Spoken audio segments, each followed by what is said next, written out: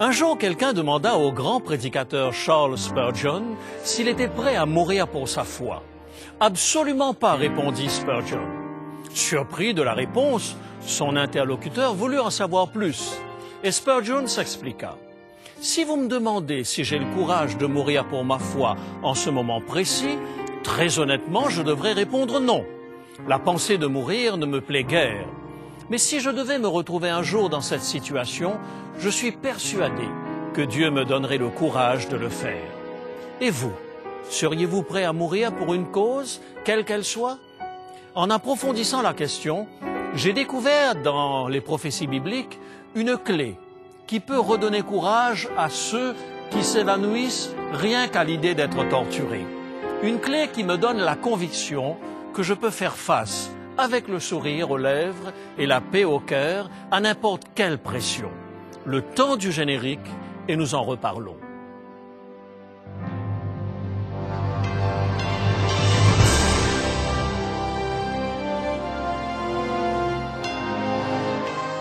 Elle a résisté à l'épreuve du temps. La Bible, le livre de la révélation, est toujours d'actualité dans le monde complexe d'aujourd'hui. Voici, il est écrit. C'est un message de foi et d'espérance que vous présente maintenant José Élysée.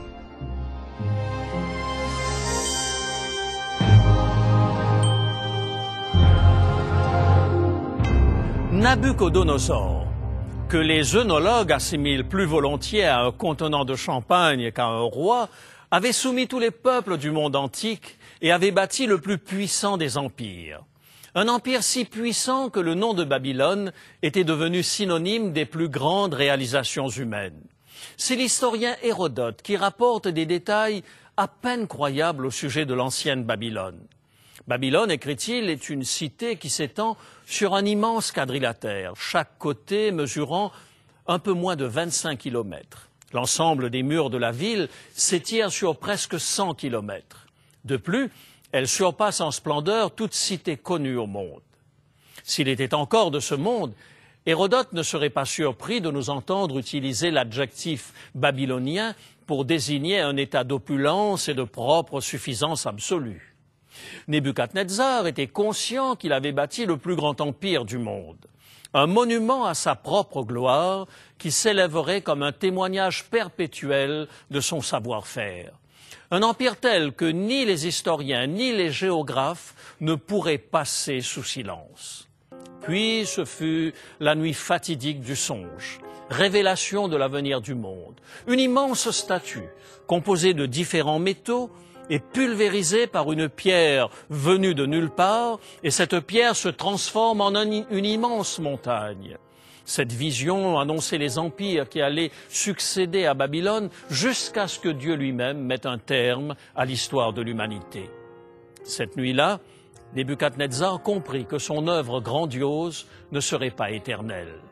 Nebuchadnezzar avait dit le prophète Daniel, « Même si aujourd'hui tu es la tête d'or de la statue et que tu présides aux destinées du plus grand empire du monde, un jour viendra où un royaume moindre que le tien prendra le pouvoir à ta place. »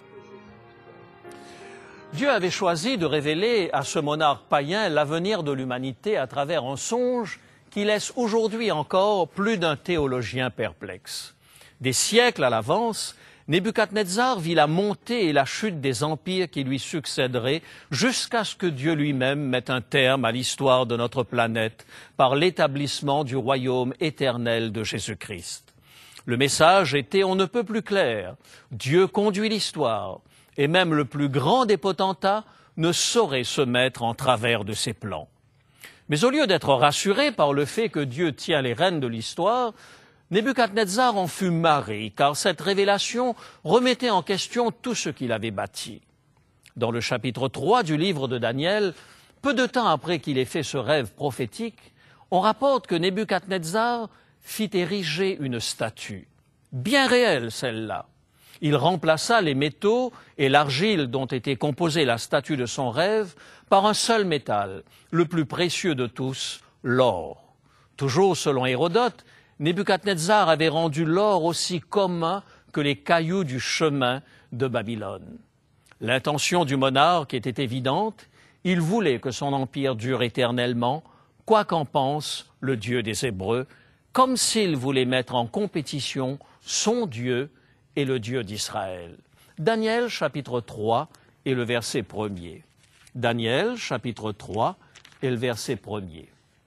Le roi Nebuchadnezzar fit une statue d'or, haute de 60 coudées et large de 6 coudées. Il la dressa dans la vallée de Dura, dans la province de Babylone. C'était une manière très concrète de montrer que nul ne pouvait s'opposer à la magnificence du roi de Babylone. Remarquez que ce n'était pas la première fois qu'un monument était érigé dans les plaines de Babylone. Le chapitre 11 de la Genèse nous fait le récit de la folie de grandeur des post-diluviens lorsqu'ils érigèrent à leur propre gloire une tour dont le sommet devait toucher au ciel. Genèse, chapitre 11 et le verset 4. Genèse, chapitre 11 et le verset 4. Ils dirent encore, « Allons, bâtissons-nous une ville et une tour dont le sommet touche au ciel, et faisons-nous un nom, afin que nous ne soyons pas dispersés sur la face de toute la terre. » C'était la célèbre tour de Babel, construite dans les plaines de Shinéar, un défi lancé au dieu du déluge, un symbole du savoir-faire de l'homme. La construction de la tour de Babel coïncida avec la fondation de ce qui allait devenir la ville de Babylone. Babylone fut le berceau du paganisme et de l'astrologie, un symbole permanent de la confusion religieuse et de la rébellion contre Dieu dont l'influence se fait encore sentir aujourd'hui. Sauf que dans Daniel chapitre 3, le monument à la gloire de Nebuchadnezzar n'est pas une tour comme celle de Babel, mais une immense statue d'or. Pourtant, l'intention du roi de Babylone s'inscrivait dans le droit fil de la construction de la tour de Babel. Il suffit de consulter la liste des invités pour s'en convaincre. Daniel, chapitre 3 et le verset 2. Daniel, chapitre 3, verset 2. Le roi Nebuchadnezzar fit convoquer les satrapes, les intendants et les gouverneurs, les grands juges, les trésoriers, les jurisconsultes, les juges et tous les magistrats des provinces pour qu'ils se rendissent à la dédicace de la statue qu'avait élevée le roi Nebuchadnezzar. Tout comme la tour de Babel, cette statue était une tentative d'unifier le monde autour d'une idéologie unique. Tous les hauts fonctionnaires devaient faire allégeance au roi, un signal clair envoyé à tout l'Empire. À partir de ce moment, seule la religion unique imposée par le roi serait acceptée dans toute l'étendue de l'Empire. Daniel 3, versets 4 et 5, « Un héros cria à haute voix, « Voici ce que l'on vous ordonne, peuple, nation, hommes de toute langue, au moment où vous entendrez le son de la trompette, du chalumeau, de la guitare, de la sambuc, du psalterion, de la cornemuse et de toutes sortes d'instruments de musique, vous vous prosternerez et vous adorerez la statue d'or qu'a élevée le roi Nebuchadnezzar. » Le docteur Jacques Doucan, dans son commentaire du livre de Daniel intitulé « Le soupir de la terre », présente ainsi le projet royal. D'une manière significative, dans le texte araméen, le même mot, Hechim, Daniel chapitre 2, verset 44, qui décrit l'établissement du royaume de Dieu, ici traduit « suscité », devient au chapitre 3 un mot-clé qui résonne comme un refrain. Il y apparaît 8 fois, dans les versets 1, 2, 3, 5, 7, 12, 14 et 18, pour décrire l'établissement de la statue, ici traduit « dressé » ou « élevé ». Le royaume de Nebuchadnezzar remplace le royaume de Dieu. Dans un effort désespéré pour conjurer la prophétie divine, Nebuchadnezzar établit une religion universelle, une alternative à la vérité, où l'homme est invité à adorer la créature à la place du Créateur. Voici le commentaire de Jacques Doucan. Nebuchadnezzar rassemble dans la plaine non seulement ses propres fonctionnaires, mais encore tous les peuples, les nations, les hommes de toute langue, en vue de les réunir dans la même œuvre sacrée, la sienne. C'est ici le premier caractère de la religion de Babel.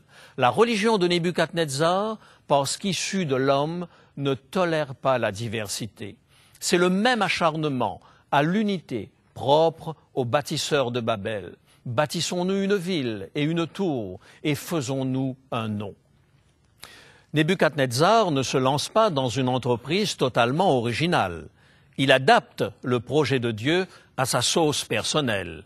Il emprunte à la prophétie biblique de Daniel 2 le schéma général et l'infléchit juste assez pour que toute la gloire lui revienne. N'est-ce pas là le même principe qui produit aujourd'hui le sentiment que dans toute religion, il y a un fond de vérité? Le diable sait que rien ne ressemble plus à un vrai billet de 20 $, qu'un faux billet de 20 $. Il sait qu'une perversion trop accentuée de la vérité ne serait pas attrayante. Aussi tord-il suffisamment la vérité pour qu'elle perde sa profondeur et sa richesse voulue par Dieu. La plus dangereuse imposture n'est pas un mensonge éhonté, mais bien un mélange subtil de vérité et d'erreur. Dès les origines, l'histoire de Caïn et d'Abel nous le montre. Les deux frères offrirent un sacrifice à Dieu, mais l'un correspondait au projet de Dieu et l'autre pas. C'est ce que nous dit Hébreux au chapitre 11 et le verset 4. C'est par la foi qu'Abel offrit à Dieu un sacrifice plus excellent que celui de Caïn. C'est par elle qu'il fut déclaré juste, Dieu approuvant ses offrandes, et c'est par elle qu'il parle encore, quoique mort. La Bible insiste sur le caractère de transfert que représente l'agneau sacrificiel. Le pécheur repentant transfère son péché symboliquement sur la tête de l'agneau, préfigurant le transfert du péché du monde sur l'agneau de Dieu.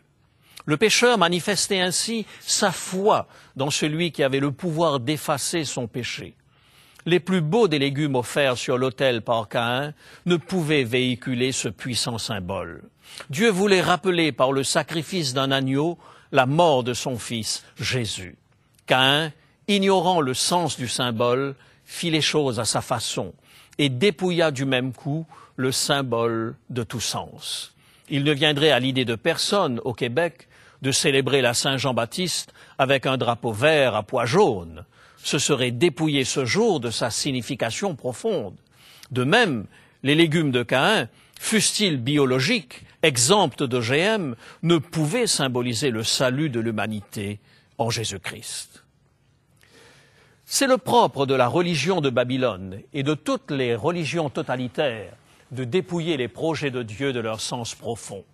C'est aussi la raison pour laquelle les sentences des gourous des sectes les plus dangereuses sont si séduisantes. Elles ont toute l'apparence de la vérité, mais cachent sous des dehors de brebis des intentions de loup. Pourquoi mon royaume ne serait que la tête d'or, se dit Nebuchadnezzar? N'ai-je pas bâti un empire à nul autre pareil? Suis-je vraiment sur mon déclin? Élever une statue d'or massif de 30 mètres de haut apportait un démenti flagrant au Dieu du ciel qui osait parler de déclin de l'empire.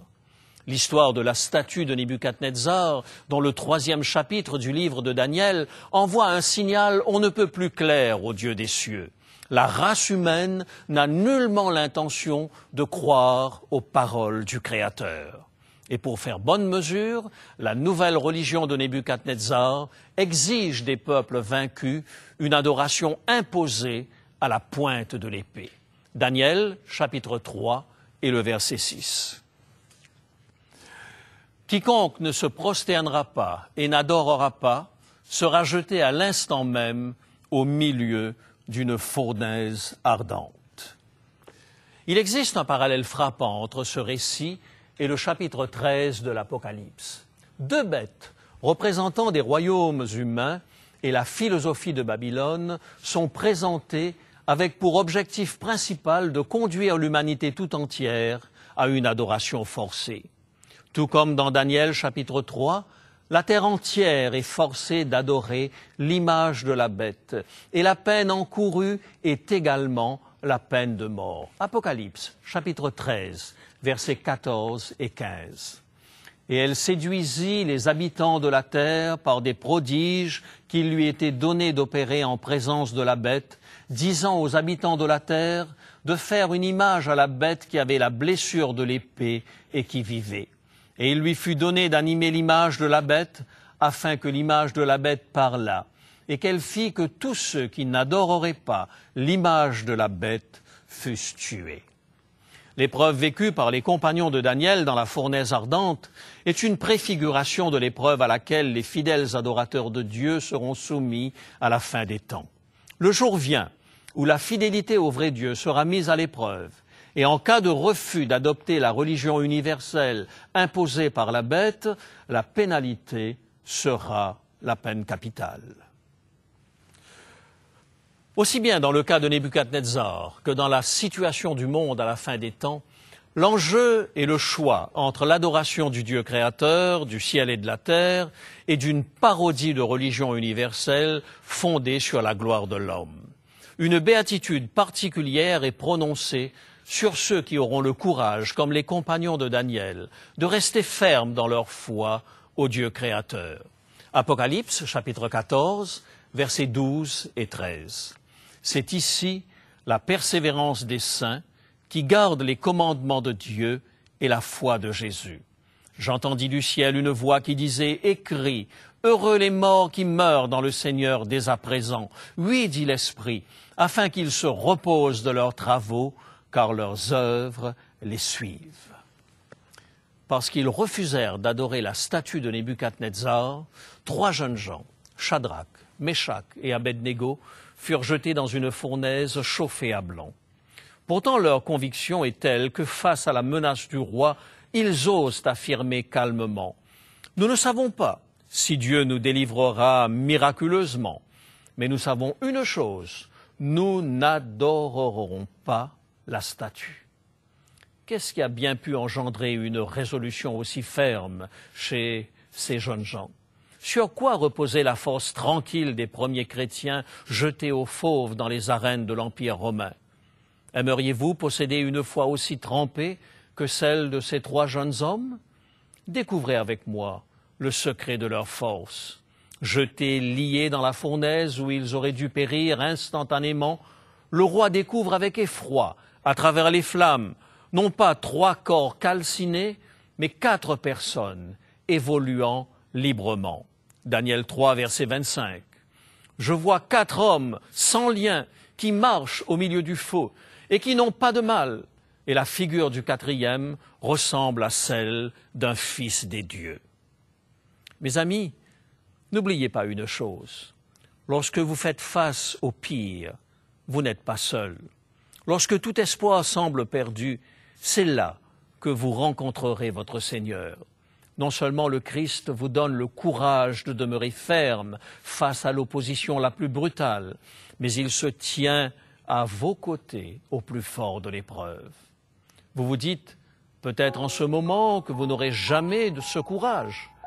Confiez-vous simplement dans le Seigneur et vous le verrez accomplir de grandes choses en vous et autour de vous. Alors que le monde entier courbe l'échine devant des contrefaçons de l'Éternel Dieu, cédant aux pressions culturelles et aux tentations, aimeriez-vous posséder cette foi inébranlable qui vous permet de tenir ferme en toute occasion? Demandez-le à Jésus, maintenant même, tandis que nous prions. Père Céleste, apprends-nous à ne jamais nous contenter de la médiocrité. Apprends-nous à demeurer fidèles aux valeurs auxquelles nous croyons. Crée dans notre cœur un ardent désir de ressembler chaque jour un peu plus à Jésus, afin qu'un jour, nous puissions le voir face à face. Nous te le demandons au nom de Jésus. Amen.